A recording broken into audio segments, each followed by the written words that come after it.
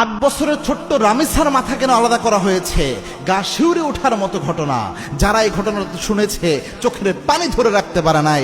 ছোট্ট একটা বাচ্চা, বাংলাদেশের মিরপুরের ঘটনা এটা, এই ২-১ দিনও হলো।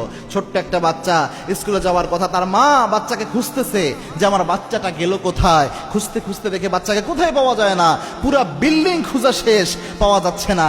অবশেষে দেখলো পাশের ফ্ল্যাটের সামনে ছোট্ট বাচ্চার একটা জুতা দেখা যায়, একটা জুতা পরে আছে। মা চিন্তা করলো হয়তো এই বাসার মধ্যে ঢুকতে পারে আমার ছোট্ট মেয়েটা। মা দরজায় নক করছে, কিন্তু ওই দরজা খোলা হচ্ছে না।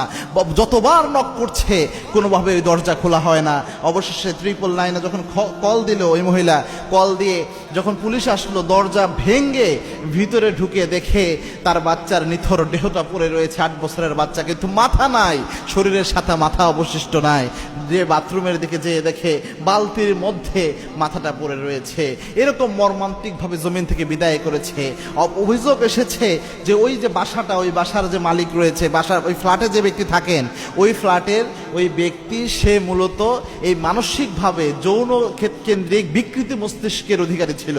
মানে এই যৌন কেন্দ্রিক বিকৃত মস্তিষ্ক থাকায় এই ছোট্ট বাচ্চাদের উপর অমানবিক নির্যাতন তার শরীরের উপর চালিয়েছে, শ্লীলতাহানি করেছে। অবশেষে প্রমাণকে লুকানোর জন্য এইভাবে তাকে জমিন থেকে বিদায় করে দেওয়া হয়েছে।